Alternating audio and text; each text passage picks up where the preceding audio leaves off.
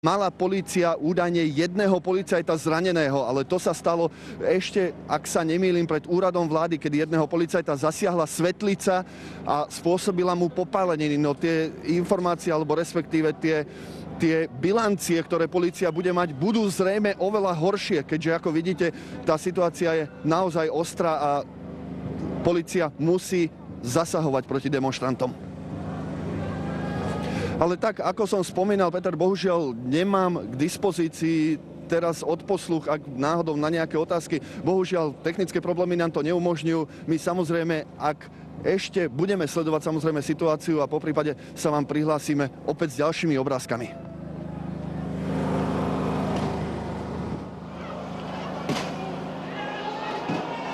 Ako vidíme, ešte ak sme v obraze na ľavej strane, demonštranti hádžu kocky proti policajtom, takže môžeme očakávať, že v najbližších sekundách, možno minútach polícia naozaj použije všetky dostupné prostriedky, aby dáv demonštrantov rozhohnala.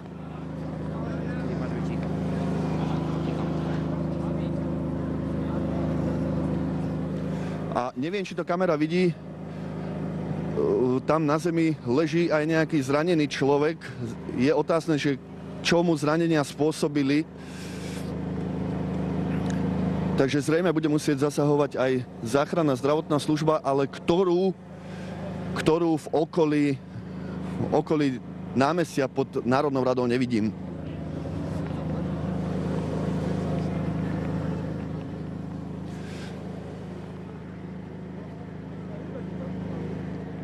Ja ešte raz sa pokúsim zopakovať všetky informácie, ktoré máme. To znamená, ešte stále pokračujú drobné potečky medzi demonštrantami a políciou a polícia musela rázne zakročiť a použiť aj vodné delo. Pavol, určite bude rozumnejšie ísť do bezpečia. My zostaneme samozrejme s týmito zábermi naživo aj ďalej. Pravdepodobne sa pripravuje taký ten klasický policajný útok, ktorý robievajú policajti vtedy, keď potrebujú vyčistiť nejaký priestor, to znamená vyprázdniť nejaký priestor.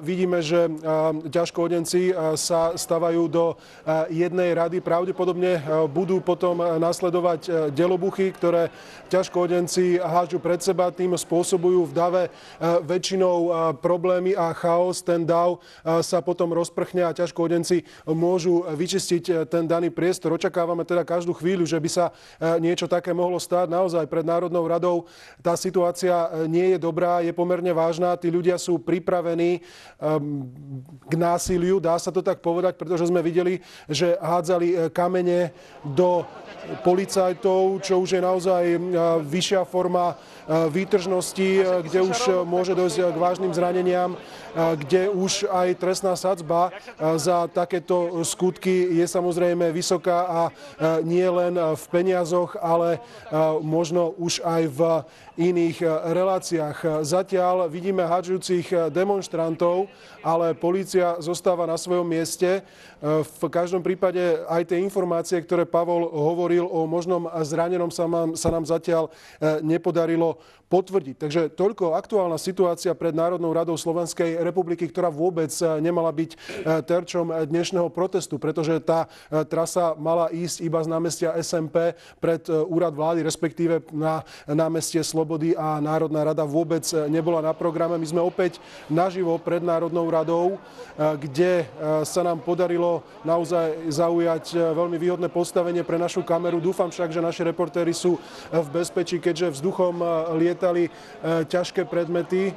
Zatiaľ policajti zostávajú na úrovni príchodu alebo vstupu do hradu Bratislavského, to znamená pod schodami Národnej rady, tak, aby Národná rada zostala z dosahu demonštrantov, respektíve z možného dostrelu ich kameňov alebo iných predmetov, ktoré smerom k Národnej rade hádzali. Zatiaľ teda to vyzerá tak, že tá situácia zostáva ako keby patová. Policajti zostávajú na svojich miestach. Demonštranti však neodchádzajú. Vidíte, že ten dav sa nerozchádza. Stále sú ľudia na svojich miestach. Aspoň teda tí, ktorí sa rozhodli premiestniť spred prezidentského paláca a spred z úradu vlády priamo do týchto priestorov. No, tá situácia bude ešte eskalovať. My samozrejme zostávame na mieste, no dúfame, že nebude eskalovať. My samozrejme zostávame na mieste. Ak by eskalovala, tak sa opäť priamo pred Národnú radu pozrieme. Celá situácia sa vyostrila krátko pred 18. hodinou pred úradom vlády. Časť demonstrujúcich prešla cez cestu a zaútočila na plot úradu. To už vidíme na týchto záberoch. Pôvodne sa mala demonštrácia uskutočniť iba na námestí Slobody, to znamená za tou cestou, cez ktorú teraz demonštranti prechádzali. Vidíme, že tie transparenty boli rôzne, niektoré výstižné, niektorí veľmi výstižné, niektorí menej. Napríklad, ak chce niekto imunitu, mal by pravidelne otužovať a podobne. Takže od tých vtipnejších až po tie vážnejšie, naozaj videli sme tam napríklad aj šibenicu, čo už je teda iná vyhrážka. Tu horelo na jednom z tých transparentov, respektíve jeden z tých transparentov na plote úradu vlády. Demonštranti podpálili. Tu vidíme už aj silne potetovaných alebo pokreslených, agresívnejších ľudí, ktorí pred úradom vlády takýmto spôsobom demonštrovali. No ten požiar nebol veľký, ale už sme roky nevideli, aby niečo horelo pred našimi štátnymi inštitúciami, takže je to naozaj niečo nové. Dúfam, že si na to nebudeme musieť zvykať. V každom prípade stalo sa. Budeme musieť sa s touto situáciou nejako vysporiadať.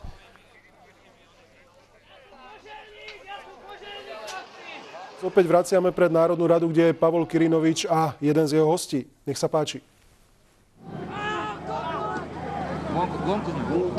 Dobrý deň, prajem. Tak práve v tomto momente sa pozeráme na to, ako polícia používa donúcovacie prostriedky proti zasahujúcim demonštrantom. Ja len spomeniem toľko, že situácia je naozaj kritická. Polícia sa snaží vytlačiť demonštrantov.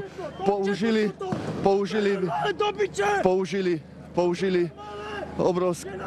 výbušniny a práve postupujú. No bohužiaľ, my sa im nachádzame v ceste, to znamená, že v tomto momente naozaj nevieme povedať, ako sa polícia zachová aj voči nám, no ale uvidíme.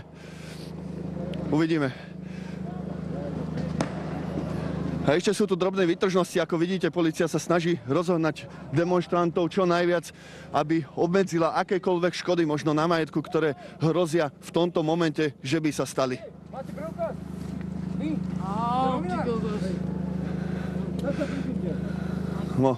Polícia teraz momentálne robí čistky aj medzi nami a medzi novinármi, ale ja už mám pri sebe môjho kolegu, fotoreportéra z Nového času. Ty si tam bol hore, čo sa stalo, ako to tam všetko vyzeralo? Pozerám, že si celý od snehu, teda respektíve od vody, čo sa tam stalo? No zima je, tak som to trošku dostal z vodného diela. Veľmi dlho boli zásadníky pokojne, trpezlivé. Držali to tam, došlo vodné dielo, dvakrát nás upozornili, vyzývali, nech opustíme priestor, lebo boli to donútené prostriedky a potom to dopadlo takto. Zamrzá to, som ako kozmonaut. Ďakujem veľmi pekne za rozhovor. Takže dámy a páni, tak ste to videli, situácia je naozaj ostrá a naozaj zvláštna. A ak sa teraz pozrieme na opačnú stranu, polícii sa už podarilo protestujúcich vytlačiť takmer úplne von z ulice, lenže stále nevieme, aké budú dôsledky toho všetkého, pretože ešte stále tu je skupinka približne 100 až 200, možno aj viacej výtržníkov a protestantov, ktorí sa ešte snažia narušiť situáciu a vyvolávať konflikty s políciou. Takže polícii sa nakoniec naozaj podarilo, ako som spomínal, vyčistiť ten priestor okolo Národnej rady tou technikou, ktorú som spomínal takisto. To znamená, najprv sú vhodené medzi demonstrantov pyrotechnické prostriedky, delobuchy a až potom polícia následne postupuje organizovane v jednej rade vopred, tak aby priestor vyprázdnila. No, do protestov Gorila sa počas dnešného popoludnia zapájali davy ľudí po celom Slovensku. My sa ešte vráťme ale k tej situácii, ktorá sa odohrala pred úradom vlády. Organizátori tvrdia, že od pokojne demonstrujúcich sa oddelila skupina extrémistov. Tí hádzali na nádvorie úradu vlády aj pyrotechniku, to sme videli. Tu je vyjadrenie jednej z organizátoriek protestu, ktoré zaznamenal Lukáš Zuzelka. Môžete nám opísať tú situáciu, ktorá nastala pred úradom vlády, teda čo sa tam odohralo konkrétne? pred úradom vlády. My sme teda chceli skončiť len na námestí Slobody. Vôbec sme nechceli ani prekročiť cestu, nič, tak ako sme dohodli. Myslím si, že sme sa skutočne snažili dodržovať všetko, čo sme si určili, trasu, všetko. A stala sa taká vec, že všetko bolo úplne perfektné. Však ste videli, išli sme pekne ulicami a prišli sme na to námestie Slobody. Utekala som, dostala som sa úplne dopredu, tí mladí ľudia ma rešpektovali, aj by boli zostali stáť a z ničoho nič sa ozval, čo ma úplne šokovalo, neznámy Amplión od úradu vlády a začal vykrikovať všelijaké divné, nie naše heslá, ani nejaké, ani som celkom nerozumela, o čom to bolo. To znamená, že pri bráne úradu vlády boli nejakí mladí ľudia? Boli aj mladí, aj starí, aj takí, nie starí celkom, takí starší, takí cez 50. A oni tam kričali, priznám sa, do tváre som ich nevidela, lebo zneužili, mali mnohí z nich masky Anonymous. A tým pádom ja som tam utekala, lebo som chcela poprosiť, že aby tam tých ľudí nedostali, aby nebolo niečo zlé, pretože my sme nechceli ničiť, lebo našou myšlienkou nie je ničiť, ale stavať, urobiť niečo dobré. Takže som ich poprosila o pomoc. No a dvaja z nich zrejme nepatrili k ním, tí zišli a povedali, že áno, že nebudeme provokovať. A keď som išla ďalej, tak som každému jednému som povedala, bol taký láskavý a zišiel dole, tak potom som sa priblížila k takým divným tvorom, ktorý vlastne jeden mal, tak som videla, že má zbraň. Tú masku si nedal dole, takže vôbec neviem, kto to bol. A povedal mi, že že určite ti budem pomáhať. A potom som začala od brány, to určite budete mať, aj som začala odsúvať toho s tou šibenicou. A začala som vyloženie, že toto nie je naša myšlienka, že koho tu chcete zabíjať. Potom som prikázala vlastne ďalším ľuďom, ktorí mi pomáhali, že musíme toto ukončiť, že aby ľuďom hovorili, aby pekne v pokoji odišli. Prvne sme ukončili, tak sme vysvetľovali ľuďom, aby odišli, lenže tam už bolo veľa ľudí, takže nebolo možné, aby tí zase, ktorí chceli odísť, aby pokojne odišli. Ale nakoniec tam vznikla taká pekná fuga, diera. No a títo zrazu z ničoho nič, už vyletela tá petarda, tamtí sa pohli, čo som si myslela, že sú veľmi nebezpeční, tak som bola nútená zavolať políciu na pomoc. Aby som ochránila tých ľudí, ktorí tam boli slušní, čestní a ktorí skutočne chcú niečo vybudovať a ktorí skutočne sem prišli pre tú nádhernú myšlienku. A teda ako prebiehal zásah polície? To som už nevidela, pretože ja som iba išla v tom dave. Ten dav už potom bol pokojný, ktorý odtiaľ odchádzal. To boli tí, čo mi rozumeli, čo odišli, čo uposlúchli. Medzi tým naše dievčatá veľmi pekne ukončili. Povedali, že nebudeme čítať požiadavky, keďže nikto nejde tam, kde sme si povedali, že si ich prečítame. Potom chvíľku bolo aj tichšie, ale potom oni vlastne, tí provokatéri, neznámi, neviem, kto to mohol byť, stále hádzali. Najprv taký malý ohňostroj a také to urobili. A potom už vlastne, keď som zavolala tú políciu, tak mi povedali, že mám ísť pekne von k záchranke. Tak ja som s omylom prišla k vášmu vozidlu a potom som cez tých ľudí prešla k tej záchranke. A medzi tým už tam išli proste robiť poriadok, ale údajne nebolo to až také zlé. Ale bohužiaľ bolo to nutné. Toľko informácie z Bratislavy. Do protestov Gorila sa počas dnešného dňa popoludňa zapájali davy ľudí po celom Slovensku. Situáciu sledovali naši reportéri v Trenčíne, Žiline a Poprade.